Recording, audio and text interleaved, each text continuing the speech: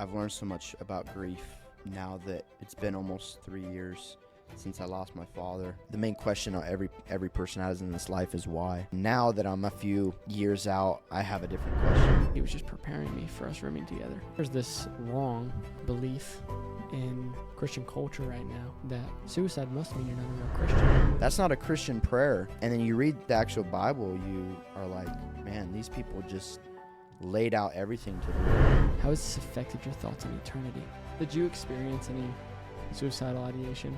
For me to have a front row seat in watching you do that changed me. I mean, it forever will have changed me. God trusted you enough, and he knew you enough to know, like, hey, Chase is going to be the guy to be there for Trevor, like, in the darkest moments. We who have survived suicide now have an opportunity to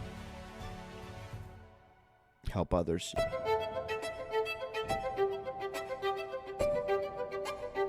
We're going to hop in. Let's do it. All right? Yes, seriously. Hey guys, welcome back to the Chase Goodwin Show. This is episode number 2, and I'm really excited about today's episode. Today we are interviewing Trever Facey. Welcome, Trevor. Appreciate you, brother. Thanks for having me on. Yeah, Trevor is a good friend of mine. We were roommates here a couple years ago, and I just have learned so much from Trevor, been so inspired by Trevor, by his story, by his family story. The suffering that you've experienced in the last couple of years through the death of your father, I think had an impact in making us close in a way that I never thought would happen. Because of walking together through that, because of walking with you through that season of life, there's just like a closeness and a brotherhood that is unique to all of my other relationships. And so I'm just super excited to have you share this story about your father and about you and the lessons you've learned along the way, and hopefully it will impact other people. All right, so before we hop into some of the questions that I have for you, I want to first ask, who is Trever Facey? What do we need to know about Trever Facey? What are 2 or 3 things that you want the audience to know about your story leading up to this time, this season where you're dealing with the death of your father? Yeah, man, I just hope that people know me as someone that truly loves people, that truly cares deeply for people, and is able to, because of what I've been through, really empathize with people's brokenness and their hurts and their pains. Going through what I did, having one of the most profound, deepest sense of loss, one could almost go through. Just wanted people to know that I deeply care about people and love them. And I truly miss my dad, Yeah. But at the end of the day, I know that the Lord he's good. Yeah. And so I'm hoping that people listen to this and are deeply inspired to just like keep on going, and hopefully they learn from your story of being with me, on what it looks like as a friend to come along someone in grief, and then on my side, just hoping to inspire people and to know that life is truly worth living, even though the loss is so deep. Yeah, would you say there's certain things that God prepared in you, God prepared strengths in you to leading up to this? Yeah, I feel like one of the most important things that the Lord taught me by himself and through my godfather Jarvis, is that, like, God is truly our father. Me and my dad's relationship was kind of always shaky growing up, and so the idea that God was a father really rubbed me the wrong way, and it was hard to come to him as his son. So God really kind of worked all that trauma and that pain through me, like before my dad passed, which I'm so thankful for, because now I truly can go to him, as his son. Yeah. And I feel like recently I've had like a paradigm shift in my life where I feel like I'm truly like hearing from the Holy Spirit, and every time I feel like he talks to me, he calls me like my son. Oh, man. Like every single time, and it gives me chills just saying that, because Like no matter what I'm asking him or that conversation we're having, he always like starts or ends with my son, you know, and it really has impacted me. So having that, like having God, you know, give me that revelation of him being my father is truly like changed my life, Yeah. you know? Yeah. And man, I think that right there, I think that conversation is what we connect over the first time. Yeah. As God is our Father. Yeah. The God is our Father that won't let us down. He won't fail us.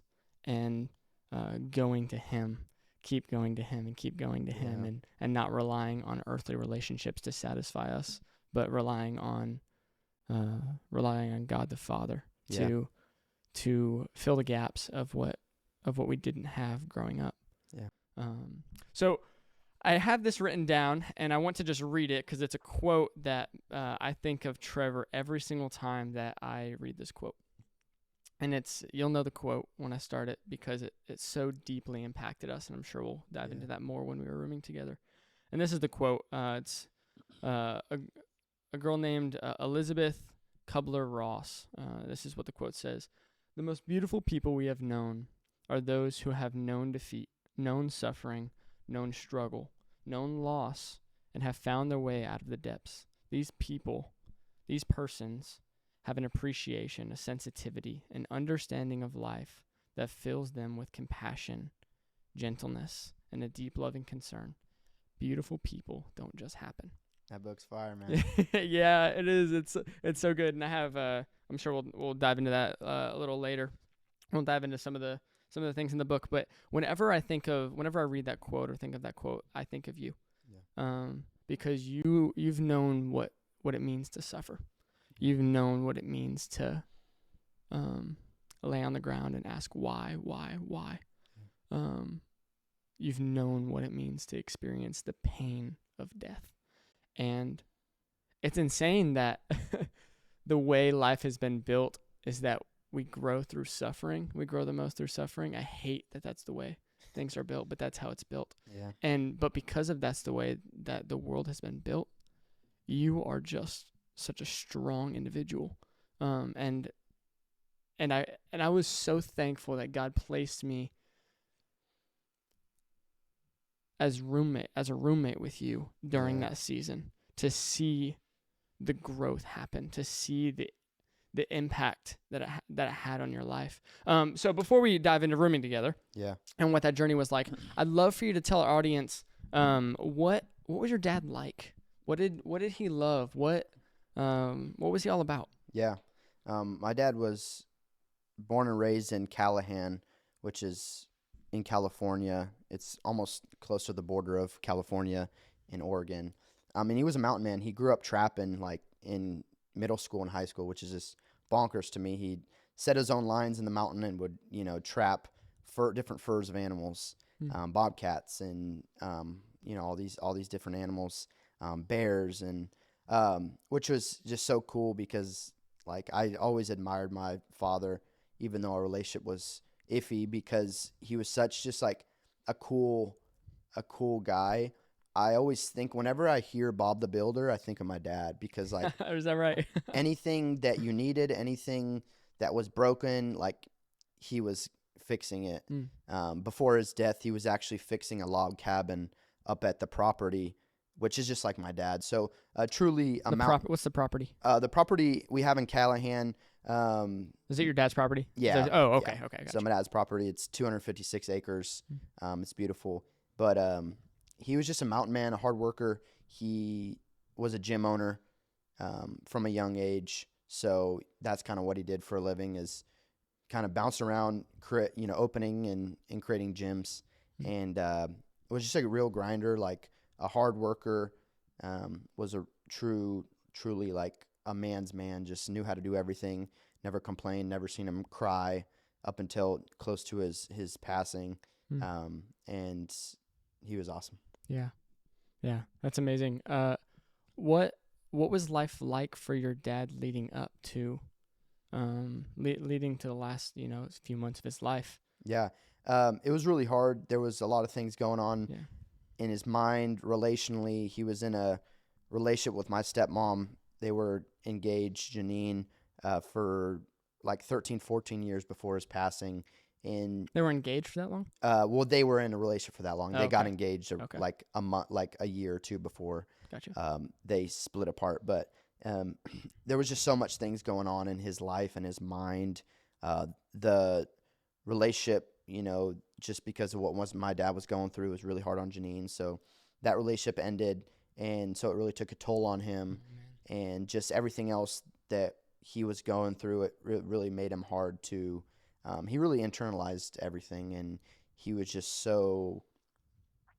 He couldn't see the light and the hope of tomorrow. There were so many people that tried to reach out and help him.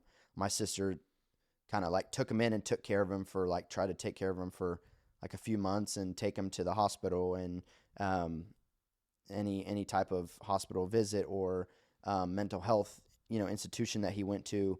My sister really did everything for him. And So you guys knew he was suicidal before? yeah, I found out October of 2022. My dad was living with his best friend Dave, who you met. Yeah. It's your graduation, right? Yeah. Yeah. And he told Dave that he was like suicidal and he didn't want to like live anymore. And that was the first time that I heard that my dad was suicidal, and just kind of wrecked me because my dad was just like a man's man, like such a hard worker. He never complained. He loved life, and so hearing that my dad was suicidal was like, when I thought of someone that would never take their life, the person that came to mind was my dad. Wow. He was just like, never complained, always worked hard. So that's when I first realized that he was not in a good spot. Yeah. Yeah. Were you talking to your dad in those last few months? Were you Yeah, in it was communication with him?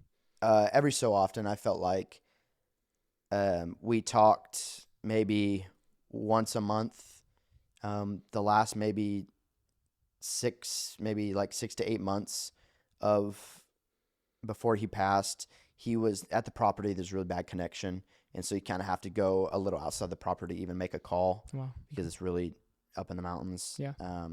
So it was already hard to get a hold of him, even like if I would to call him every day. Sure. And during that time, I was in nursing school, so like I was in class for 4 to 6 hours a day. So it's like even if he called me, sometimes I didn't answer the phone because I couldn't, or I was in clinicals at the hospital and whatnot. Yeah. Bring me back to the day that he took his own life and how you found out. Yeah, so I found out I was at school. I was sitting outside the one of just the buildings at Lipscomb, studying with my friends, and I got a call from my sister, and I like immediately knew what happened, and she didn't have to say anything. She just called me and just was like weeping, just like hysterically, and my sister, we knew each other's schedule, and she called me at like 1 p.m., which is in the afternoon. Like, I'm like, this is a weird call. Why is my sister calling me? Then she knows I'm at school, and, we always usually talk at night because we're both free. And she just was hysteric, like just bawling her eyes out. And immediately I knew. Yeah. And she told me, she's like I remember these days, these words for the rest of my, she's like Trevor, Dad's gone, and it crushed me. I just I found some steps where I was around and just we still on the phone with her, and I just started just weeping, and I couldn't stop. I just was weeping for hours and hours, and it felt like I had no more tears, like it was empty. And the worst fear came true, if I were to say, people were to say, hey, Trevor, what are you most afraid of? It's like losing, my mom, my sister, and my dad, just suddenly. Yeah. And that fear came true. And so I was just crushed. I didn't know what to do. I just didn't even know how to, what to do. I was so shocked. I was so traumatized. I was in such deep pain. That I just I couldn't move. I had to have people come and like pick me up and take me to, the security came and picked me up. Like I couldn't walk and take me to, the counseling center and everything. So, Okay. Yeah. I'm so sorry that happened, bro. yeah, thank you. I'm so sorry. So a few months later is when you and I started rooming together. Yeah. That happened. When did that happen? When was that day that your dad took his life? He took his life on 4/13 of 23. Okay. So April 12th, April 13th. Okay. Of 2023. Sure. Yeah, and I think starting in August of that year is when we started rooming together. Maybe it was a little sooner than that. Yeah. I forget the exact day. But what I think might be really helpful for us to engage in and talk about is what it was like rooming together during that season, during those first few months after your dad's passing, because that was not easy. You and I had not had we were friends, but we had not had an established deep friendship. And then we were thrown into a job, right? Yeah. The reason Trevor and I roomed together was because we got a second job. We had a job running events in an apartment complex, which on top of our day jobs, that was on top of our day jobs. So not only were we working, I was working 40 hours a week at my job, and he was working 40 hours at least a week in nursing school. Yeah. But also we had this other job that was taking about 20 hours a week. And so you go from finding out about this news about your father's passing, and then get thrown into 60 hours a week of work. And that's not easy. That's not easy. Especially when you think about how much mental space it takes to just kind of reason through life and figure out, like, okay, how do we move forward from here? And I distinctly remember rooming in the first few weeks of rooming together. I was sitting in the living room just reading, and I just heard a quiet sob in the bathroom, and you just repeating the same word over and over again. Why? Yeah. Why? And it stopped me in my tracks, man. And it wrecked me. And we had a very intentional conversation when we started rooming together. And I told you, hey, I want you to know that I'm going to walk with you. I'm not going to run with you. I'm not going to sprint with you. I'm not going to stay still with you. This is a walk, and I'm going to do it with you. I'm not going to just like live separate lives from you. Whatever you need, I'm here. I'm here to walk with you through this season. And even if I didn't want to, which I did, we were kind of forced to because of our job, right? Like this events job made us do everything together. Yeah. We had to run an event every 2 weeks together and go say hi to new residents, new tenants in the apartment complex. And so there was a lot of stuff that we had to do just together. So yeah, do you want to talk about how you felt about rooming together and how that kind of started? Yeah, man. I personally just I really think going back to where I found out where my dad had passed, I think God knows what we need, and he knows, the beginning and the end, and he puts you in spots where he knows he's going to need that person. He's going to need to be here to receive that kind of love. And so I think you were one of those people, and I've told you this before, but just that God trusted you enough, and he knew you enough to know hey, Chase is going to be the guy to be there for Trevor, in the darkest moments, because you truly were, I'm obviously in debt to, you for everything that you did. And it was so unnoticed. There's probably so much that I don't even know that you did for me in those moments, but the things being on the, somewhat, thankfully past the super, super dark days. when you were with me, it was hard to even see what was going on, you know.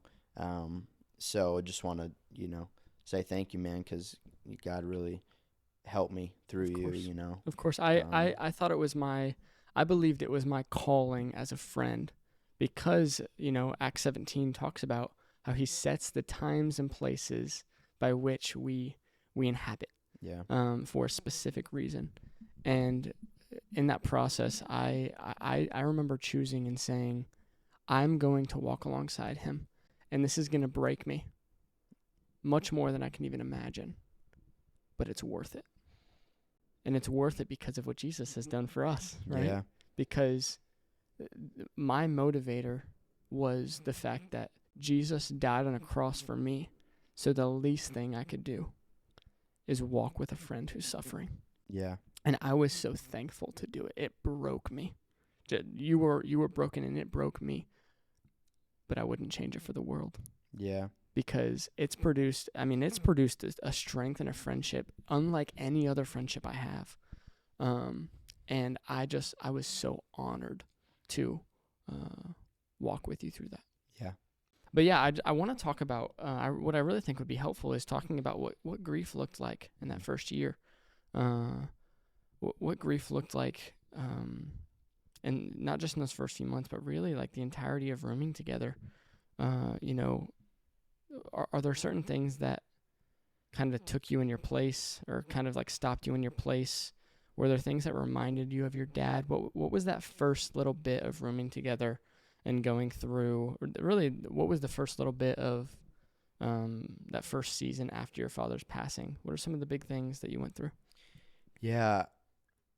Grief I've learned so much about grief now that it's been almost, 3 years since I lost my father. And back then it's hard to follow it. It's hard to understand it.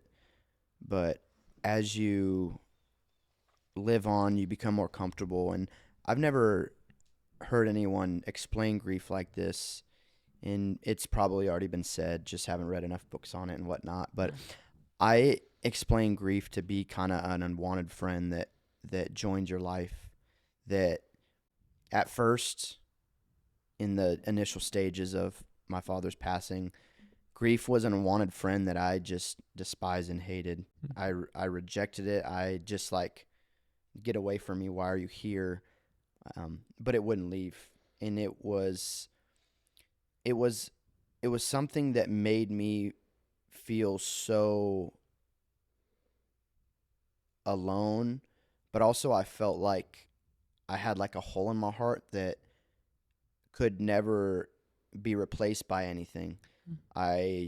Whatever I tried to do, whatever I tried to ask God for, the grief would just stay. And it still kind of like numb yourself, you're saying? Yeah, it was whatever, just anything that would make you feel good. Yeah, I just couldn't. Whatever I tried to do, it wouldn't make me. I couldn't. I was just numb, and it's kind of like a sting, and it's hard to explain because it's not like a physical sting where it's you get hit and you have a physical pain release that you feel, but it was a sting that was like an emotional sting that never went away, but it was always a sting. So anywhere I went, wherever I was going, wherever it was to school, or I was just at the house, or I was in the shower, it was just constant. And it was just a sting that wouldn't go away. Yeah. Now super difficult because were there certain times of the day that it really was really hard? maybe it was always constant. And it still is constant to this day, but it's less of a sting now. Yeah. But it was always constant for sure. Wherever I went, whatever I did, it always stuck with me. And I just couldn't do anything. I couldn't put it away. It just was with me. Yeah. Were there certain things that reminded you of your dad? Or I know you've in that season you talked a lot about your dreams. Were there things that reminded you of your dad, or how were dreams affected?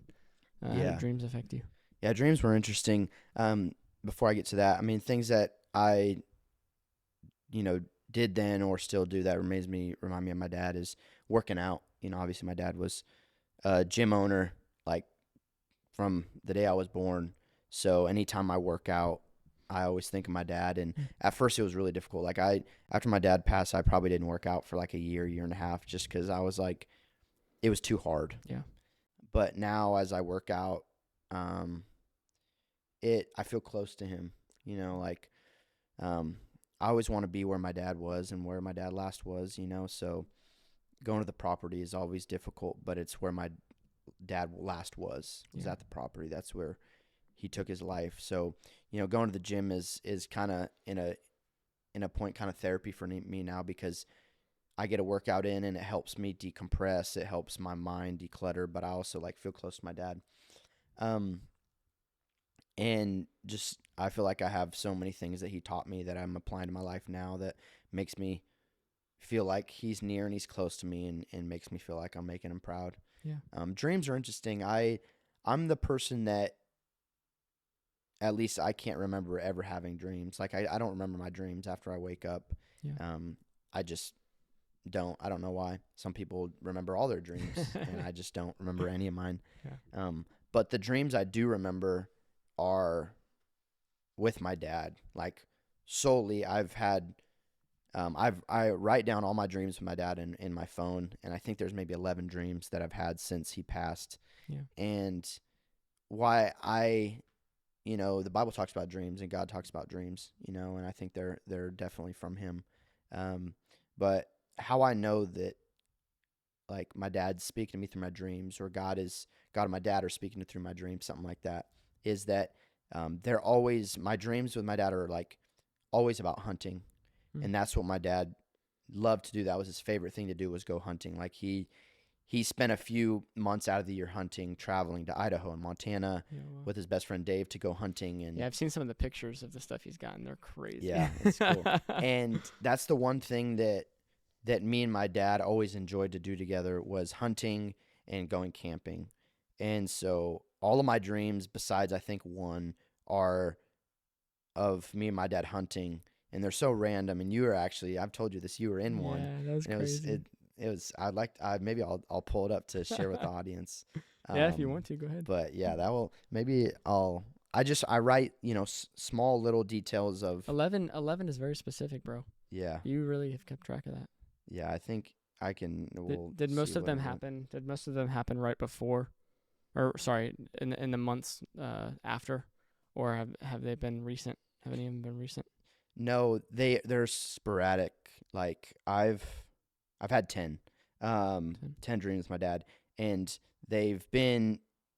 My first one was, I don't know the date. I didn't write it down. My second one was November 7th. So that November. So what, 5-6 months after my dad passed. Yeah. The next one was in December. The next one was that next May. Yeah. So I've had 4 dreams with my dad in 2025. Yeah, I remember when you had these dreams, because when we'd wake up, you'd be like, "Hey, bro, like I just had another dream with my dad." And I remember the morning that you said, "Hey, bro, you were in my dream with my dad." I was like, "Yo, what?" Yeah, that's how you know we're spending a lot of time together. Yeah, I have it here. It was on May 31st of 24. So, a little over a year after my dad had passed. It's really quick, but it says, Dad and I were hunting. Our hunting dog ran down a buck and killed it. So the dog killed the buck. My dad gave me the knife, and we cut it. We got all the meat out of it. While cutting it, Chase was doing something else and joined us. Okay. After I cut the sirloin, Dad barbecued it and made a sirloin and biscuit sandwich. I said it was fire. So that was the dream. You were doing something, but then you joined us for the sirloin breakfast sandwich. So. Yeah, I remember. I just like, I felt so connected to it because I was walking through this with you, and so like your grief turned into my grief in a lot of ways, and like we would spend our 9 to 5 grinding at work or school. We would spend our 5 to 9 doing apartment life and Yeah. serving our community. And then from like 9 to 11, man, I just remember like every night it was just the grief would hit again whenever life would slow down. Yeah. And whether it be in a shower or just in your room, just like hearing you cry, hearing you weep, hearing you, listening to you, just broke my heart. And I just was so honored to walk through that with you. I don't, that is the phrase that comes to mind is I was just so honored to walk through life with you during that. What was it like being in nursing school during that time? You know, like nursing school is not easy. Yeah. And so like, did your professors work with you? What was it like going back to school and having such a busy schedule in the midst of that? Yeah, it's another one of those things where God just had his hand on it.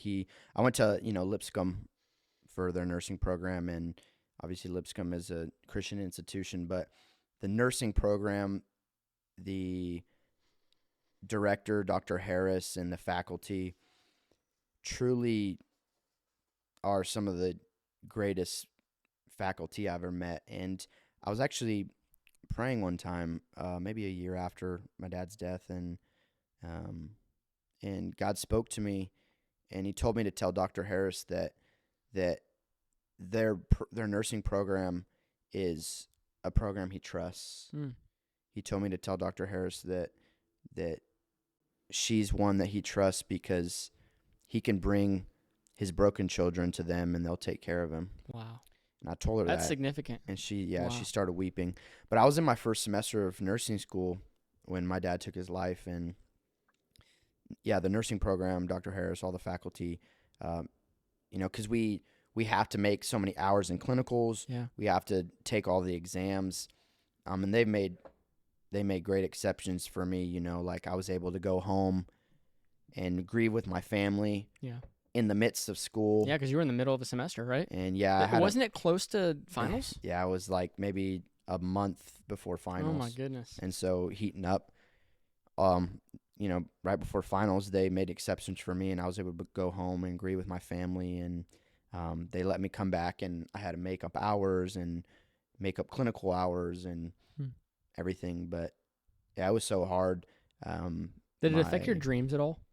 Like not like your dreamland when you're sleeping, but like did it affect your goals and your dreams at all when your dad passed? Did it how did it affect those? Yeah, I just like after my dad passed, everything just kind of like felt like everything froze, and I just like everything was so slow, and I honestly didn't know how to move on and continue on in this life just because things were so hard and difficult. So I couldn't even really even conceptualize the future and the dreams that I had that I created, to graduate nursing school and, to work in the ICU and go to CRNA school and all my dreams that I have for work and outside of, my work dreams, just life dreams of getting married one day, Lord willing, and having a family and building that. Like, I couldn't even think of that because I was just so overwhelmed and empty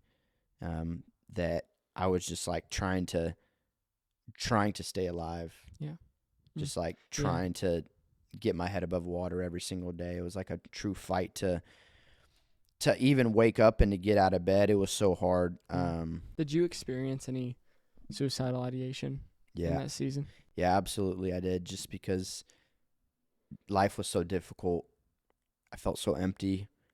I felt so broken and so hopeless that I in the deep dark days when we were living together, I just it was interesting because I would think of myself to be one that would never take their life. Sure. And I would, at the same time, my dad would, like I said, be the person that I would never think to take their life. But I've come to realize that, suicide ideation is it's truly like a sickness, it's not made up. It's not a facade. It's not a demon. Like, it's something that's true and real. Yeah. And I really did experience suicide ideation, because although I wanted to move on and live, because I had so much to live for, my family, my friends, and everything, like, it was really the pain that really did it to me. I was just in so much pain that I was like, that sting was so just strong, and it never went away. I was like, man, I don't want to do this for the rest of my life, you know? Yeah, and there has to be a temptation when you're experiencing that much pain to just do anything to feel good. Yeah. Just to do anything. To say, whatever I have to do to not feel this, I'm going to do. Yeah, but the scary thing about that is, that's so true, is grief is something that you could put a Band-Aid over. You could get into drugs, you can get into alcohol, you can do all the things that people do to try to push it away, but it'll always be there. And so, thank God that I didn't get into anything like that, and I didn't do anything bad to harm myself or others or my body.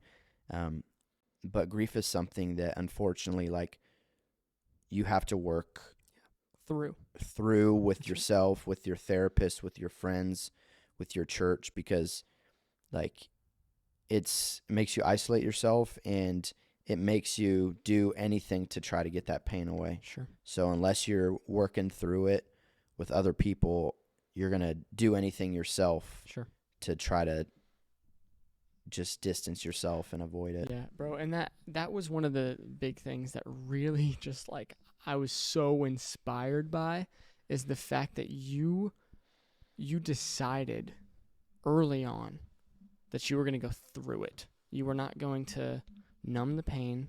You were not going to try and go around it. You were going to go through it. And that's the only way through is through, right? Yeah. You have to deal with the pain. And I was so inspired to see you wake up every day and go through the pain and wrestle through the desire to numb yourself, the desire to just avoid at all costs the pain. But you were faithful in choosing. It was right every single day, choosing, I'm not going to numb this pain. I'm going to go through it. Yeah. And for me to have a front row seat in watching you do that changed me. I mean, it forever will have changed me, because I've experienced some grief. I had a friend pass over COVID, and I remember having a conversation with my family and saying, hey, I'm going to cry a lot these next days. What I want you to do is not try and get me to not cry. Yeah. Please don't get me to stop crying. Please don't try and make me not feel what's going on. I need to feel these things so that I can move forward. Yeah. And I just was so inspired how you were like, no, I'm going to feel the emotions that I have so that I can continue to move forward. And you didn't have that terminology because you didn't even know what moving forward looked like. How can you, right? Yeah. How can you know what moving forward looks like after going through something like that? But nonetheless, you said, I'm going to go through it. And that's inspiring. Yeah. How did you come to the point where you said, I'm going to go through it rather than numb it? How did you find the courage and the strength to say, no, I'm going to feel the emotions? Yeah. And I'm going to go and I'm going to deal with this thing. Yeah. I think there's a few things that come to mind. I think one thing is, I knew that, like, that's what my dad wanted me to do, was, like, to continue on in life, So even to this day, like, my dad is a huge, like, inspiration, to me, even though he's not here, like, outside of, my why of, like, knowing Christ and, having personal observations and experiences with him and abiding in him and loving him, and knowing he has a plan for my life. My other, so-called why is, just, like, continuing on because I know my dad would want me to. So that was a big one on just, like, plowing through even though I didn't even know how to do that. Yeah. My dad was a big motivation. I think another part of me, what I've learned so much and how I was able to continue on was just, like, the people around me, like my mom and my sister. What helped me so much was understanding that my dad's choice, right? We always have a choice in life to, we can do and make choices as we wish. Sure. And my dad, he chose to take his life. And I used to think that suicide was a very selfish thing. But now that I've been through it and gone through it, I think, like I talked about, I think suicide is it's like a sort of an illness that you might have a choice whether, to do X or Y, but it's such a heavy thing that it's really hard to, get outside of that thought process, that suicide ideation. So, just knowing how much pain that choice of my dad to take his life caused on me and my family, made me be like, if I were to take my life and not continue on, I would make the people in my life, their life so much more difficult. Yeah. Like, why would the experience? Yeah, and why would I want to do that to my family when my dad unfortunately made that decision and put us in that position, Yeah. I'm not mad at my dad. I love my dad so much. But it was a choice that he made, and it caused us to grieve and mourn so deeply. And so that really helped me push through, was finding my why outside of myself. Yeah. Yeah. How did it affect your relationship with God? Did it make you angry with God at all? Yeah, Going through absolutely. that? Yeah,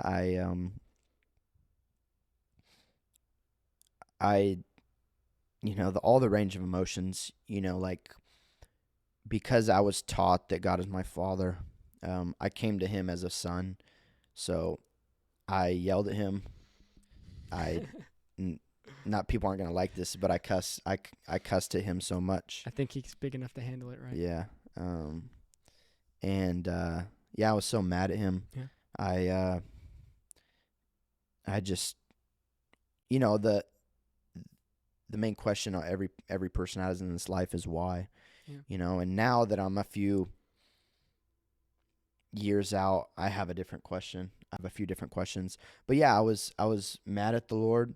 I knew that he could do it if he wanted to. That was one thing that really stuck with me. The Jews in John 11 of Lazarus, they say something, I think it's John 11:37. They say, could not this man that opened the eyes of the blind kept this man from dying? And that was me. I was like, God, I've seen you do so much in my life, through Christ, through other people's life. I've seen you heal. I've seen you cast out demons. I've seen things in my life. So I know you can do it. Yeah. You just didn't want to. That was up until really recently, that was a belief that I had about God, that he just didn't care enough. And God has spoken to me and helped me, to see how he's seen my dad and what had happened and where he was when my dad took his life. Yeah. But yeah, I was mad at God. I was angry at God, just as we all are. You said you were or were not? I was. Yeah. Of course. And the one thing that I did was I just kept going to him. Because I want to double tap on that because I think you said something really significant earlier, and I want you to continue. But you talked about bringing your feelings to God. Yeah. You talked about whether it be anger or not. You cursed at God. Yeah. You gave him your heart. Yeah. You said, I'm going to bring my heart to God. And I think that's significant because I think people think we live in a culture where people think they need to button themselves up before they go to God. Yeah. But the desire of God through Jesus is that when he says in Matthew 11, come to me, all who are weary and burdened, and I will give you rest. Take your yoke upon me, for I am gentle and lowly in spirit, and I care for you. Yeah. He cares for us in our weariness and in our burdensome and our burdens. And so he's big enough to handle our real feelings because he wants our real feelings. What's a relationship if you don't bring your true emotions to God? Yeah. Like, if I were to just always put a facade on with you whenever I came to you, I mean, it wouldn't be the depth of the friendship. I mean, it would be such a surface level friendship. But we really start to become close when we start to share burdens, and when we start to say, hey, like, deal through conflict, right? Say, like, why did you do this? Yeah. Why did you go this way? Why, Mm-hmm. like, hey, like, maybe you don't do this. Like, and so with God, it's like he wants us to bring our heart to him and say, this is where I am, God. This is where I am. I'm angry with you today. I'm really angry. Yeah. Thank you for allowing me to come to you. Yeah. Thank you for allowing me to come to you and say I'm angry with you. And I just think that is such a significant thing for our viewers to understand, is that you don't need to go to God all buttoned up. Yeah. You don't need to go to God put together. Actually, with our real friends, they actually care more. They appreciate more when we go to them when we don't want to, because we're not buttoned up. Mm-hmm. When we go to them with our real feelings, our raw feelings, that's when relationships really start to blossom. Yeah. So can you speak to any of that? Yeah, I think that, transactional relationship with our Father comes from a knowledge of that he is our Father, and he's caring and he's kind. He's not a genie that, we just go to when we want something or when everything is good and he fixes everything. But he wants the good, he wants the bad, he wants everything. Yeah. And I just learned to just whatever I felt, I told him. Yeah. Whether that was good or bad, sorrow or happiness, joy or confusion, I came to him. And I read the Psalm 22 is so helpful. It's David just telling the Lord, like, why? Yeah. Why have you abandoned me? Why are you so far from me? And I made those prayers my own. I didn't know what to pray, so I prayed those. Yeah. I prayed David's words. I prayed Job's words. And I've learned that the Lord wants us where we are. Yeah. He doesn't want a perfect version of ourselves, because we have such a flawed view of him, and we think we know what he wants and what he cares about, but we're so wrong.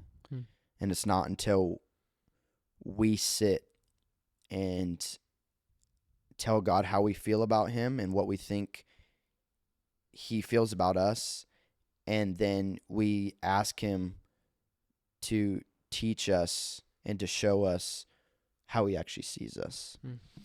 And it's not until we abide in him and he in us, and it says that the truth will set us free. And I don't think we don't get freedom until we get that truth of what God thinks about us. And I've done that recently. I talked about the paradigm shift that I've had in my life, and I've confessed what I thought about God and how I thought he viewed me. And then I said, God, Holy Spirit, how do you see me? What do you think about me? Yeah. It was so beautiful. Wow. And that will set you free. And so knowing that God can take your whys, he can take your hurts and your pains. It's like we think that God just wants us perfect, and then we go to his word and we see broken people just lots of broken people complaining and asking God why, and Job cursing his death, cursing his birth, and wishing he wasn't alive. Yeah. Like you're telling me that God can't take your anger and everything when Job just wishes he would never lived. Yeah. And then you get to the end of Job, and I want to actually ask you a question. Sure. But you get to the end of Job, and God tells Job's friends that they have dishonored him, and then he goes and tells Job that Job has honored him. And then you read through Job, and you're just like, how has Job honored you when he didn't sin against God? It says that, but he cursed his death. He wished he wasn't alive. Yeah. He was depressed. He asked God why. And you're like, man, these prayers are kind of They're not. That's not a Christian. That's not a Christian prayer. Yeah. That's not a Christian prayer. Yeah. And then if you read the actual Bible, you are like, man, these people just laid out everything to the Lord. But it's because He cares. Yeah. I don't think people understand that God cares about them. Yeah, the Bible is full of broken people doing broken things, and God's still saying, "Hey, I love you. I care about you, and I want you to bring your grief to me." Yeah, He wants to free you. There's a passage that in the book of Isaiah, maybe it's one of the most significant passages in the whole Bible, I think. Isaiah 57 verse 15. This is what it says: "For thus says the one who is high and lifted up, being God, who inhabits eternity, whose name is holy. I dwell in the high and holy place, and also with him who is of a contrite and lowly spirit, to revive the spirit of the lowly and to revive the heart of the contrite." To know that God sits on his throne in heaven, yet he cares for us. Yeah. He's orchestrating all things for his glory, yet he wants to dwell with the lowly and contrite of spirit. That verse, maybe more than any other verse in the Bible, has freed me up to say, I can be weak. I can be weak before God, because not only is he the king, but he's also the king that says, you know what, I'll go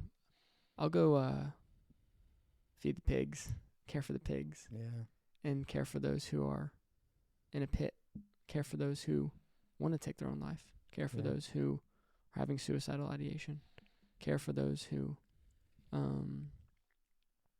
are going through pains that they never thought they would ever be able to experience. So for the viewer, whatever insecurities or for whatever pains that you're experiencing, there is a God in the universe who cares for you. And there's a God in the universe that wants you to bring your grief to him, because he cares about it. He really does. He doesn't just care about it, but he cares about you. And he cares about you finding healing in that. And he cares about you understanding that he cared so much for you that he decided to come to this earth and die for you, for your sins, to reconcile you to God. And that's the spine at which we live our lives, right? Yeah. That's the spine that gets us through, to know that God cares. Yeah. And he shows us that he cares through Jesus. Yeah. And you can ask him. He'll tell you. Yeah. You said, I want to move on to something else, but you said you had a question for me? Yeah, I think it's an important, I'll take the Chase Goodwin show hat real quick. Let's go. Ask you a question. But I think it's important not only to understand as the viewer, and we'll get into this more of, how do we move on? How do we live through the grief and the pain? But I think it's just as important as a friend, as a family member, to understand how to come and support their loved one during this process of loss, whether it be through suicide or cancer, whatever loss it is. Though loss is different in it impacts the emotions differently, it's still loss. Yeah. It's still hard. Of course. Still traumatic. So my question to you is, what have you learned through the year of living with me? First off, I want to ask, what did you learn that you wish you would have done differently? Wow. That's going to be a hard one to answer. Wish that I did differently. Or I haven't thought about that before. Yeah. I haven't thought about what I would do differently. And if you don't, if you felt like I definitely did it imperfently. I definitely did it imperfectly. as we all do, right? We all do, but for sure. But I think I haven't dwelled on that, and I need to dwell on that more. I think it's difficult to know when to speak and when to not speak. Yeah. Because two individuals could be going through the same exact thing, and one wants you to speak and say something, and the other doesn't. And so it's so based on the individual. And so it takes so much wisdom from the Holy Spirit of knowing Lord, is this a time when when I should speak and say something, or is this not? Also, we need to humanize each other, right? Yeah. And so I think there's some of it that's like, hey, we're going through this grief. What do you need from me, Trevor? What do you need me to say anything right now? Do you want me to just listen? And I think that's helpful. Sometimes the person who's experiencing grief doesn't know. They just want a friend to be there. Mm-hmm. I think what's important to say is don't try and fix your friend. I think that is something that could be so damaging, is being really uncomfortable with the grief, which is, I mean, it's an uncomfortable thing. But to be so uncomfortable to the point where you say, like, well, and just give some, like, just something that I don't know what to say, so I'm just gonna say this. Fills the space. Yeah, it fills the space. That's a good way to say it. I think it's important to sit in that with them, because you want to just say, hey, I'm with you. I'm here for you.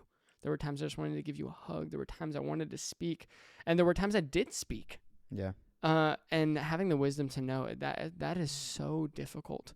How did you experience how I served you in that time? Yeah.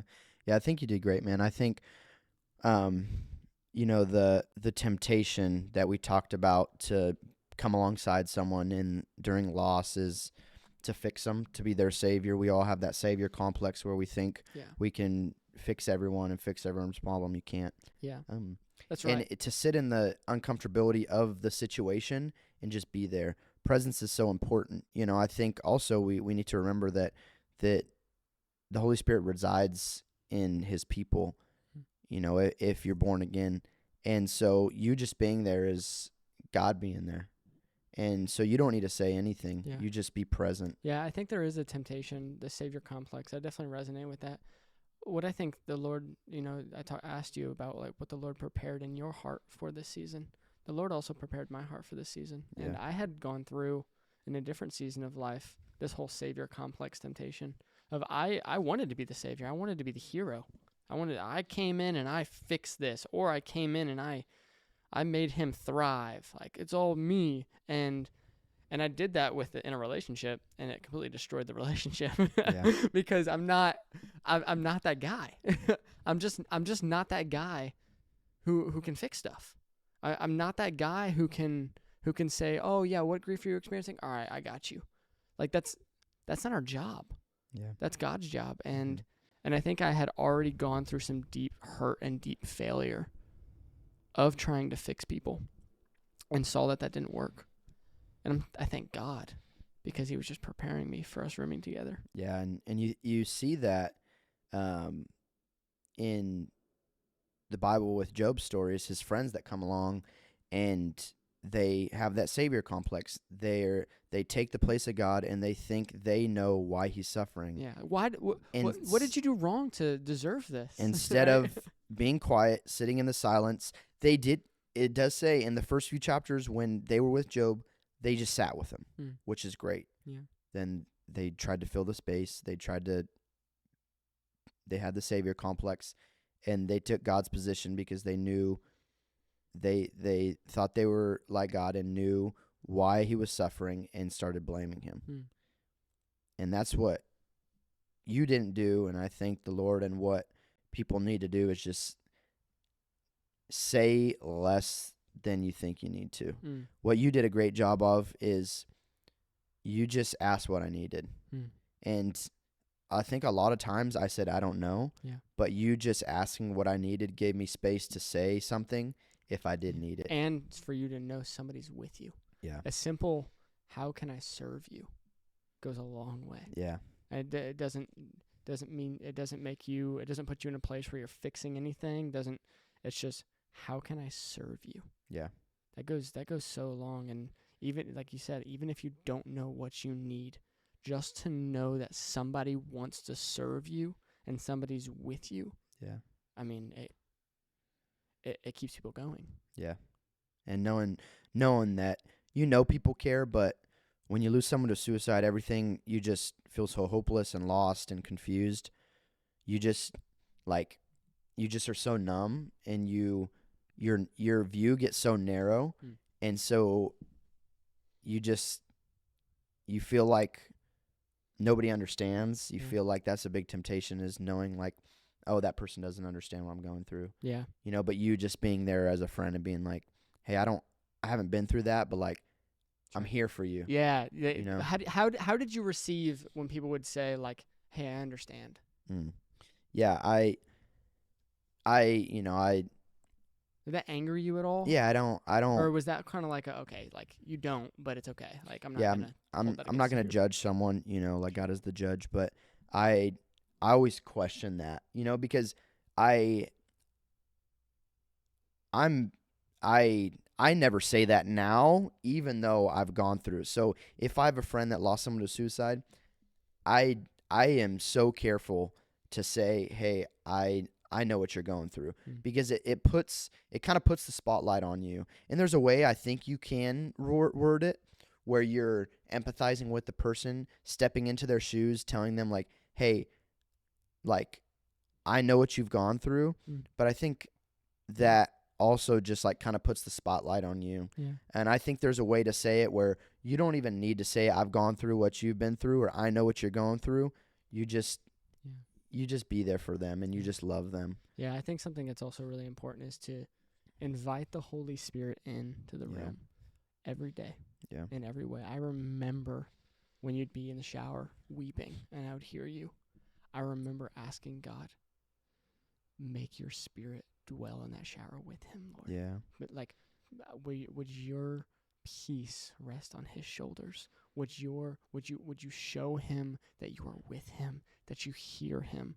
And prayer and inviting the Holy Spirit in, I mean, it changes like the environment of the home. Yeah. When you fill a room with prayer and you invite and say, Holy Spirit, we don't know what to do.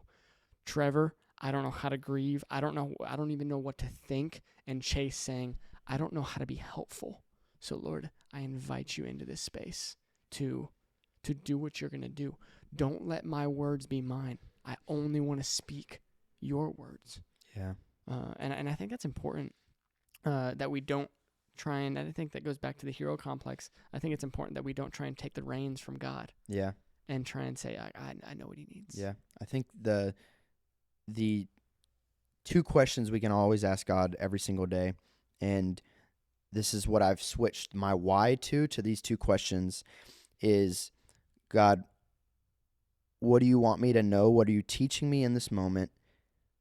And then also, what do you want me to do right now?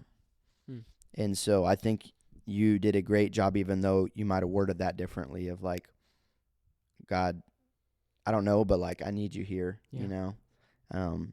and so my prayers have changed a lot, and I think whys are great questions, like, what, God, why did you do this? Why do you do this? Because it comes from like a deep question of like, why are you, it's like kind of, I think of it as like a faith question, like, God, I know who you are. Why would you do this? Why would you let that happen? Would you say it's more so the question, or more so just going to God?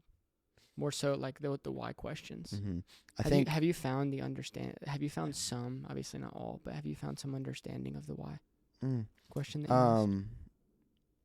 No, but I think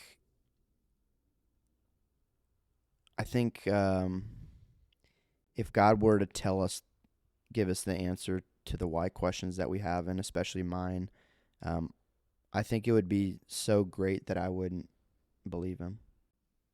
I think there's so much redemption that has happened and that will happen, that I wouldn't believe him.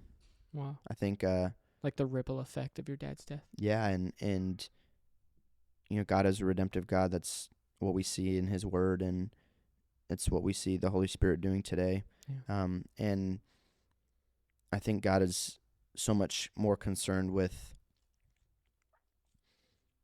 what we do with what he's given us and what he wants to teach us, rather than explaining the why. If he tells me why he why my dad had passed and he didn't heal my dad or whatnot, I don't think that is the deeper question that I want answered. Okay. I think if he were to tell me that, I would be like, cool, God, but why? Cool, God, but why? Okay. You know? Like there's not a satisfactory answer Yeah. that exists. But we want one, but I don't think that will give it to us. But yeah. I think perspective, the word I hear is perspective. yeah. And what you're saying and picking your eyes up and saying, Lord, I don't know. I want the answers why. But you're God. Yeah. And that's what happened in Job, because at the towards the end of Job starts to be like, God, what the heck? How dare you do these things? What were you thinking? And then God says, where were you, Job, when I laid the foundation of the earth? Where were you when I separated the land from the sea? Where were you when I created the animals and placed the stars and named the stars in the sky? Where were you, Job? Yeah. And his answer is, or Job's response is, I've spoken about things I do not understand. Yeah, woe is me. And then, woe is me. I hate myself. Yeah. Was his response to why? Yeah. What was his response to God answering the question of why? Yeah. I think it's interesting. Yeah. And then, after that, God redeems everything he had and gives him twofold. Redemption, yeah. So that's what God's doing. And, Yes. I wish my dad was here, and I wish he can, see everything I've done and just live life with me. We never understand the ripple effect of the small decisions we make and of the pains that we go through. Yeah. The deep hurts. A mentor told me this in his dying words to me. He said, Chase, if I could leave one thing with you, I want you to know that God does not waste anything. Yeah. There's not one pain, there's not one sorrow that God ever wastes. He's always doing something with it. Yeah. He's always redeeming it. And we might not have the vision of understanding why right now. Maybe, hopefully, there will be a day one day when we see the ripple effect of the decisions we've made and of the tragedies that we've experienced. Yeah, and that he will redeem. I know we'll see it because it says, and we know this verse, we love it, but no eyes seen, no ears heard, no mind has comprehend the things that God has prepared for those that love him, And so we will see the good things that the Lord has prepared and what the Lord has done and the way that the Lord has redeemed our brokenness. Yeah. Has it changed? Has going through this changed your thoughts on eternity? How has this affected your thoughts on eternity? Yeah. I think this whole thing has made me realize that, I know so little, and that in a way, God is so big, and it's so hard, and we want to control God. We want to feel like we know what he's doing, but we don't, and we won't. But I feel like I'm so thankful, and we can share this story, that, God saved my dad. Yeah, it's a question I had for you. Did your dad know Jesus? Yeah, so my dad, I graduated from UC Davis in June of 2022, and that spring, so maybe February to June, I'll say February to August, so through the summer, my dad was it felt like my dad was a dad to me and my sister. We were like, who is this man? He's emotionally available for us. He's driving a few hours to come see us. He was super present, which he had never been. Yeah. And he eventually told me stories, and God was speaking to him in his dreams. Wow. And he later told me, but June 5th, 2022, my dad drove down to UC Davis, and we had a 3-hour conversation in my room. And that was the first time I ever seen my dad cry, ever in my whole life. My dad was, I think, my dad was 50 at the time, and that was the first time I ever seen my dad cry. He was like weeping and bawling. And I got to see a different perspective of my dad. I got to have a conversation with about our fears, his fears, my fears, his perspective, because after my parents split when I was like 10, I just blamed my dad for everything, and so there was so much, I think, that I kind of stiff-armed my dad throughout my life just because I blamed everything on him. And I got to see some of his perspective that was really healing. Yeah. And we got to forgive each other. Wow. In that conversation. And then I got to share the gospel and tell him that Jesus is the way, the truth, and life, and that God desires to set him free and to speak to him and to know him, and that he may know him, that he may know God. And he desires to make himself a spirit, his dwelling, and the ramifications of his sin, and that he's currently separated. And if he were to die today because of the his sin. separation of sin, that he wouldn't be in eternity. And, he gave his life to Christ that day. Wow. And I'm so thankful for that. It's been like a cornerstone in my life, knowing that my dad is with the Lord now. And it's, to go back to your question, it's made me want to, like, it makes me desire eternity so much more, that knowing, like, before my dad lived, I love Christ and I love him so much, and he loves me so much. And before my dad died, I couldn't wait to just love on Christ for the rest of my life and to spend eternity with him. But now that my dad is with the Lord, like, I can't wait till that day where I get to see both of them and just hug them both, and Jesus wipes the tears off from my eyes. Have you seen the movie The Shack? Mm-hmm. Yeah, I have. And when the father is in the field and he gets to see his daughter, and they just run and give each other a hug. Yeah. That's what I like envision, in the future for eternity, with my dad, is just like seeing him for the first time. And like the thing about eternity, right? Like no more pain, no more sorrow, no more sin. We're going to be perfect, right? And so like that reunion with my dad is just going to be so wholesome. It's not going to be like, he's not going to say he's sorry.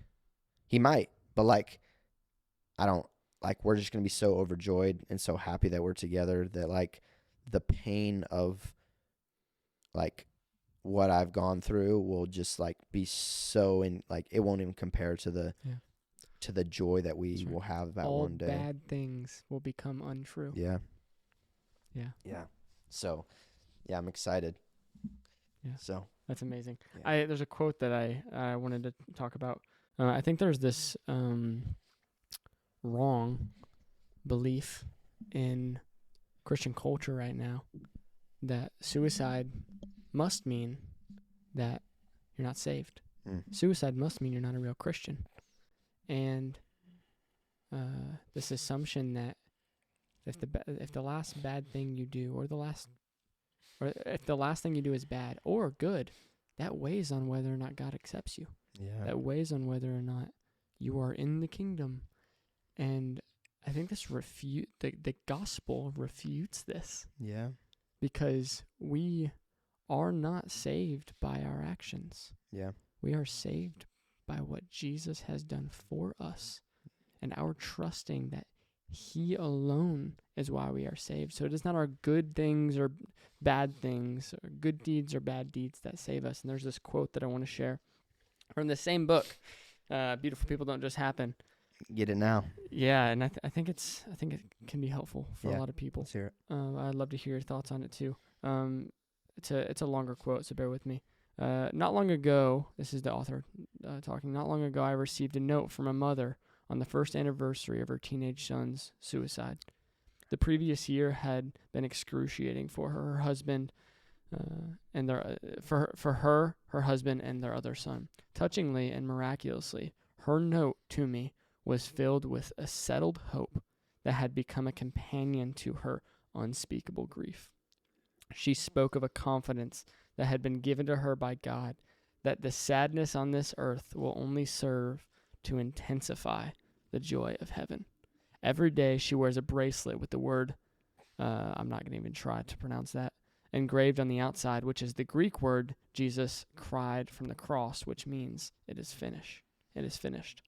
She wears this bracelet to remind herself of what is true, that her son, a sweet and kind and loyal believer in Jesus who tragically succumbed to self-harm in a moment of weakness, will not be judged by the last thing he did before he died. Instead, he will be judged by the last thing Jesus did before he died and cried, Father, forgive them, for they do not know what they're doing. Yeah, it's beautiful. Yeah, I remember that.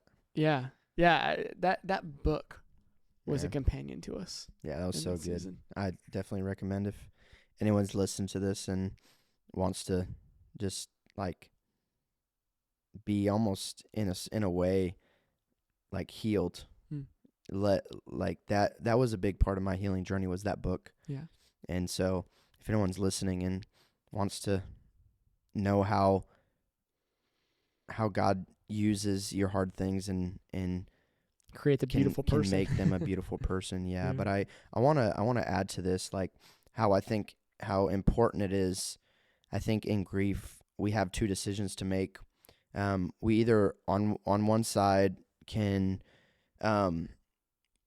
like not face grief, become very stubborn and run away from our grief and our pain and not face it. And almost you like kind of form, when you do that, you form like hatred in your heart and you form like a very hard heart. Or on the other side, you can just show up and ask for help and just grieve. And there's not a right way of grieving, but you need to face it, unfortunately, you know, and it's so important to ask for help and ask why, and whatever you're feeling, just talk about it, you know. And I met with, a counselor for about a year after my dad had passed, for a year, and it was so important and beneficial. So I'm such a pro component of therapy and counseling and everything. So it's just so important that when we face times of grief, that we some way just try to show up and try to just take every day and just count your small wins. Like for me, some days small wins were just like getting out of bed when I didn't feel like it. Some small wins was making dinner, and those small wins, after a while, they become less burdensome, and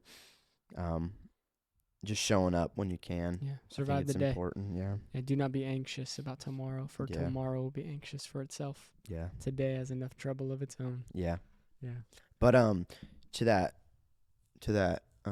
what quote she said, that quote. I mean, I think you nailed it. What you said about we are not judged. Our salvation is not judged based on how, like whether we go left or right or do this, but if you believe in your heart that if you confess with your mouth Jesus the Lord and believe in your heart that God raised him from the dead, you'll be saved. And it is important how we live our life after that decision, but our salvation alone is based on what Christ has done for us and not what we do for him. And like that kind of love changes us. Yeah, it frees you, man. I'm telling you. And knowing that, like, the Bible says that there's one unforgivable sin, and it's the blasphemy of the Holy Spirit, which is just, your rejection of what God has done for you and not setting you free and not knowing him and loving him, but God doesn't say that the unforgivable sin is taking your life, and it's another one of those things, Chase. We think we know God. We think that we know his laws, his ordinances, his commandments. we think we know how we think we know how he thinks, and we don't. And that's why we need to ask him what he thinks, and we need to ask him to help us see ourselves and see him for who he will. And if you ask him, he'll tell you. But we think we know how he works, and we don't, and so it's important to know that God judges us based off of what Christ has done for us. Yeah. And I not love our that. last That's right. last decision. That's right. And I love it, like, to repeat the last, like, what Jesus said on the cross: Father, forgive them, for they know not what they do. Yeah. He's It's right hanging there. on a cross in the most physical pain you could feel as a human being. And what's he thinking about? He's thinking about other people. Yeah, man. He's thinking about, they have no idea what they're doing. Lord, just don't hold it against them, because they don't know what they're doing. If they knew what they were doing, they wouldn't be doing this. Yeah. But Lord, save them. Be with them. Forgive them. Mm-hmm. Man, that's a story of forgiveness right there. Yeah, man. That's Thankful. amazing. So, as we wrap up, I would love to hear what you have to say about two things. Yeah. The first one, for those people who have experienced, who are alive, who have experienced the death of a loved one or a dear friend to suicide, I'd love for you to speak to them.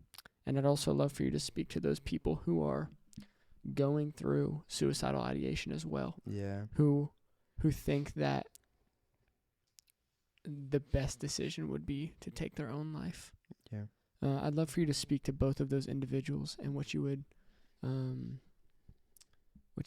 say to them, how you would encourage them to survive. And you've spoken to some of it, but Yeah. I just wanted you to speak directly to it. Yeah, I think, for those that have experienced suicide, loss from a friend, family member, whoever that may be, I just want to say I'm sorry for the pain that you have felt, and the loneliness and the brokenness that you have felt. It's unfathomable how painful it is, and I just want you to know that I see you. And I just want to thank you for choosing to keep on going.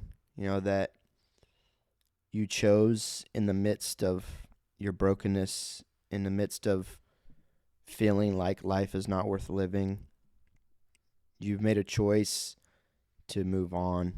And I just want to say thank you for that, because although I may not know you, there's so many people that are thankful that you didn't make the decision to take your life. And it is our stories. It is us that have survived that now have a job to help those that are currently going through, that are maybe past the deep, deep, deep, deep, deep, dark moments that we have. And grief will always stay with us. Grief is like an unwanted friend that at first it just sticks around and you hate it and you hate it. But after a while, if you listen to the friend, it'll teach you so much. And you don't have to love it. You don't have to cherish it. But I think over time, there's so much you can learn from that friend. And you don't always have to have that friend listen or be near 24/7, but that friend will always be with you. And so if you can just every so often give an ear to that friend and ask him to teach you something, ask him what you can learn from him, what you can learn from it. I think it'll serve a big purpose of teaching you so you can teach others. I think that's so important, that we who have survived suicide now have an opportunity to help others. God says that he comforts us in our affliction so that we may then comfort others in theirs. And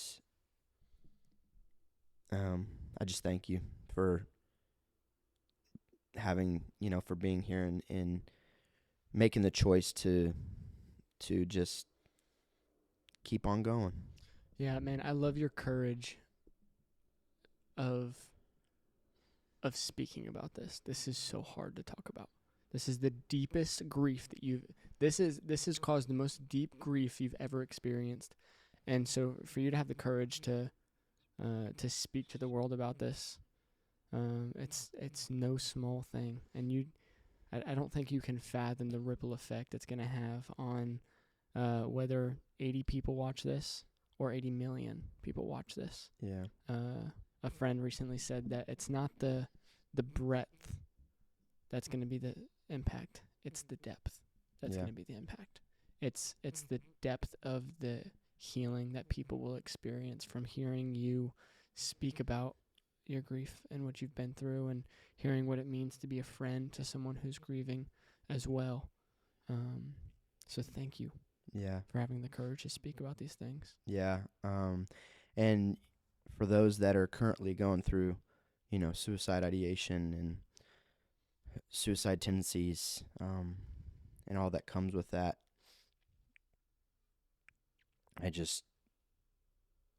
I hope that even though you feel like you can't go on, that you look outside of yourself and try to find one person, let it just be one person that loves you, that cares for you, and let that be your why. I think if we internalize when we're having suicide ideation and suicidal thoughts, if we internalize and get in our own minds, it's so easier just to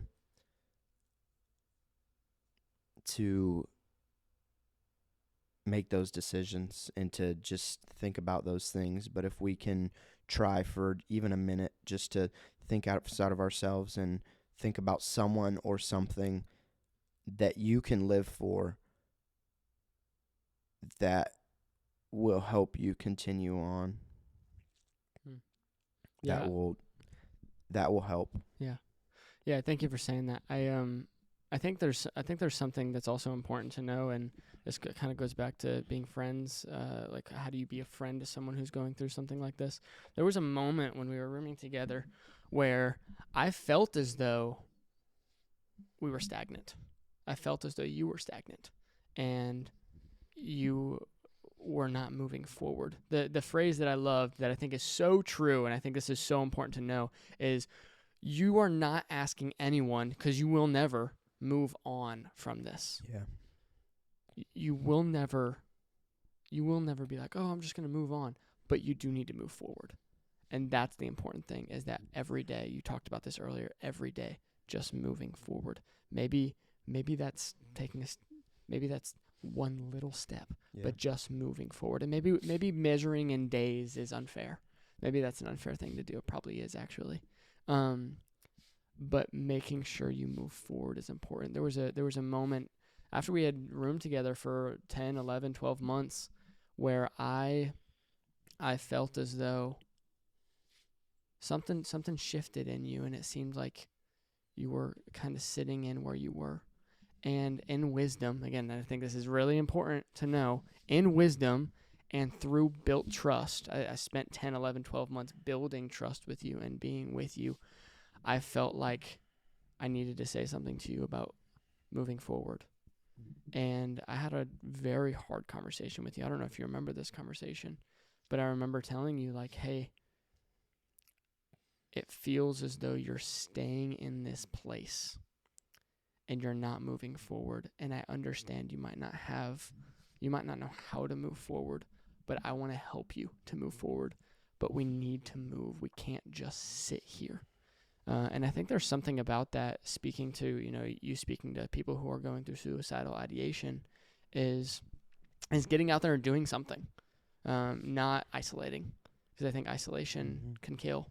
And I remember giving this analogy of when something difficult happens in life, you need to go from the field to the sideline to recover. You need to think about football, like you played college football. Whenever you experience an injury, you need to go to the sideline and recover. Yeah. But why are you recovering? You recover with the idea of getting back on the field and getting after it. And to say that the recovery process is not part of the game is unfair, because it is a part of the game. It's a part of this journey called life. But nonetheless, you're doing it to get back on the field. And that's what I've seen you do now. But we were in this time, sorry, I'm taking a long time to say this. I said there's this analogy of I feel like, Trever, I feel like you've gone on the sideline and that you're staying there. And it's time for you to get back on the field. That doesn't mean you go and you go 100%. But what are the things we can do to move forward in the recovery process after, at this point it had been a year and a half? What are the things that we can do to move forward, not to move on, but to move forward? And I would love to know, we've never really talked about this since we've had that conversation. And a couple things, I would love to know how you received that and if you think that's sound advice, because I felt as though when I did it, that it was the right thing to do. And I even today, I would say it feels as though it was the right thing for me to do. But how do you remember this conversation? Mm-mm. No. So I would love to know how, I would love to know then, if you don't remember the conversation, I'd love to know how you received it. It actually was it was in the same conversation, I think, where I was like, hey bro, like I think we should stop doing apartment life. Because we were both just too overwhelmed. Yeah. And it feels like we need to move forward, and this job is actually inhibiting you and I from being able to move forward in life. So yeah, I don't know, since you don't remember that conversation, I don't know maybe what you can speak to, but do you want to speak to any of that? Yeah, I'll speak to it. Yeah, I think that's like a really, you have to be so careful when you say that to someone that's grieving. You have to make sure they know you, they trust you, that you've spent quality time with them in their grief, and that they know you, you know them. Because what you don't want to do is tell someone how to live their life when they don't understand or feel their life, right? You don't want to say, hey, you need to move forward because I think you need to move forward, but you're not at all, you don't feel what they feel, right? Sure. And I think you did a good job of making sure it didn't come out and sound like that. Sure. I think we just need to be careful with people that are grieving, to set a timeline in our minds on how they should heal and grieve. Yeah, timelines. That's a good. Yeah. Because if you don't, even if you've been through what someone else has been through, they're not you. It's different personalities, different grief. You should never tell someone how they should grieve. Yeah. That's like, for sure. That's like a no-no. Yeah. When to be a good friend is. That's a no-no. That's a hilarious thing. That's a big no-no. Yeah, no. That is like, don't do that. Yeah. And so I think because I knew you and we spent quality time together in that grief process, built the trust. Trust. I knew that you weren't coming from a place of, hey, hurry up. That's like right. You need to get out of this situation. Right. Sure. I think it's important as the person that is grieving that you don't internalize it and just stay in that situation, stay in that grief, meaning stay in that grief, just like stay where you are and don't take steps forward, but I think choosing... You're saying not to do that, not to... Yeah, make sure because like you said, like as someone that has lost someone to suicide, the temptation is just to internalize, and then you do it so much that you take your life. Yes. Where what you need to do, and kind of where your question stems from, is like grief will always stay with you. You always miss the person that passed away. But there is a point where when you feel like you can start taking steps forward, whether that is being a resource for someone else that is going through suicide, going to a suicide, like a meeting for suicide loss members, getting back into your community, your church, your whatever it is. And so I think those are the steps where that stems from in your question is like, hey, how can you move forward now? Yeah. Because you won't ever move on from it. It'll always stay with you. It'll always be with you. But like, what are some actionable steps? How can I come alongside you and help you move forward? You just have to be so careful with how you say it, because you don't want people to feel like you're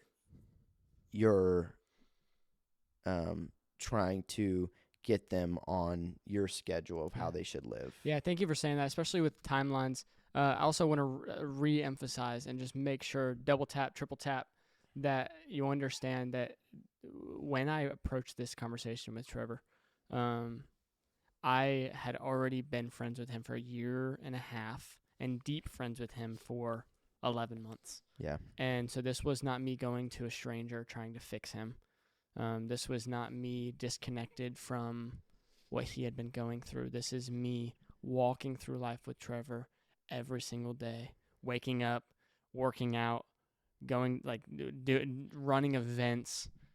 We did life together for almost a year, and I think that's important. Yeah, I think that's definitely important. Is that there's already been that trust that's been established. Yeah. So thank you. Yeah, I appreciate that. So, is there anything else you want to say to people? I know we've gone a while. It's been an hour and 42 minutes. It looks like. Mm-hmm. So is there anything else you want to say? I know there's a documentary that came out. Yeah. Do you want to speak to that at all? Yeah, I would love to speak to that. Me and Brock Galvin, a former UC Davis football player, and myself, he was the main producer, created a award-winning 6-minute short documentary that was published on YouTube in December. It's 6 minutes where we go and visit my dad's property. It was actually the first time I had been back there since we went there. I didn't know that. A few days after he committed suicide. So it had been like 2.5 years since I'd been there. Essentially, the 6-minute short doc is it's a mini doc, so there's not a lot of talking in it, but it's a documentary of my story, my dad's story, and it's a documentary of hope, and like learning and continuing to continue on, where we share some more information on my dad. We visit my dad's gym, and we just share what it looks like to continue on. It's on YouTube. It's titled Callahan Calls. Yeah, I'll put it in the description. It'll be in the description below. I've been so thankful for Brock. It's truly an answered prayer, and God had put us together. I had only met Brock a few months before. Oh, really? We did the documentary. I thought you had been friends with him for a while. No, and what's awesome is it was his first documentary, and we won. It's an award-winning documentary from One Day Doc. Let's go. It's essentially a documentary like online workspace, and it's so cool. And through that, we've had over 70,000 views on all social platforms. Wow. Facebook, YouTube, Instagram, and the reach has been incredible. Through that, I got to, and I'm still doing this, partner with Alliance of Hope. It's a nonprofit community for suicide survivors. I authored a blog post on their website, which we can put that down in the comments. Yeah, I'd be happy to. The blog is about how I survived and what I've learned about grief. Okay. It's a short blog, and I also helped contribute with fundraising efforts, helping with their social media, getting their fundraising out, partnering with them in those ways, and we'll continue to partner. So I'm so honored that Alliance of Hope decided to partner with me and Brock and continuing on. It's been truly like a dream of mine to hopefully even post more blogs and help those that have survived suicide loss on helping them, and we help each other. So it's a pretty big nonprofit, Yeah. which has been awesome. And they posted our blog in their monthly newsletter at the beginning of this year. Wow. Have posted it on their website. So Callahan Calls is on their website. So if you want to go to their Alliance of Hope, it's right on their website as well. So Yeah. thank you to my guy Brock. Let's go. I love you, brother. It's been healing for the both of us for sure, and it's so cool that God has put us together, and we got to share so many moments of tears, but obviously a lot of moments of joy. It was a 24-hour doc, so we filmed for 24 hours straight. Wow.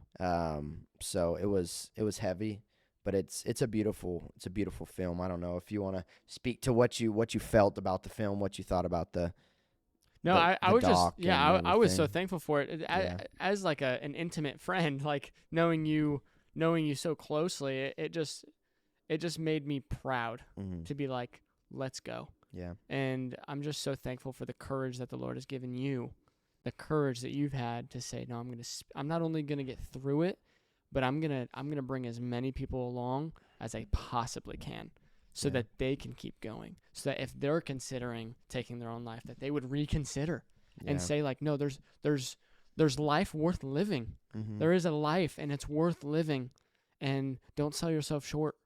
And I was just so, it brought so much joy to my heart to see that you had the courage to speak about these things. And that's why I wanted to have you on the podcast, because I was like, man, if he's ready to speak about these things, then I want my audience to hear what he has to say about grief. Yeah. Because I think you are an inspiration of a man. You are, as going back to the quote, you are a beautiful person. Mm. And beautiful people don't just happen. Yeah. And so thank you for having the courage to speak about this Yeah, in man. a longer video. This isn't an easy conversation to have, Yeah. not for the interviewer and not for the interviewee. Yeah. So thank you for being on the pod. Yeah, man. Thanks for inviting me. This was fun, and I hope and pray that your targeted audience will listen and gain insight on your perspective and what I've gone through. And That's good. I think there's a lot of like really good educational pieces that we talked about today. And I mean, how you survive suicide or loss in general, and from your point of view, how do you be a good friend, a neighbor, good family member that comes alongside these people and just sits. That's right. Yeah. Yeah. So thank you again Yeah. for being on the pod. The Guys, Chase Goodwin Show, baby. The Chase Goodwin Show. Let's go. Vamos. I hope you guys enjoyed the episode. If you enjoyed it, make sure you click that subscribe button, like, comment down. Yeah. Look in the description for Callahan Calls, for Brock's stuff, Yeah. and for Trever Facey's post. Yep. Let's go. But I'm so glad you guys got to this point. If you did, and I hope you guys enjoyed the show, and we'll see you on the next one. See you. Peace.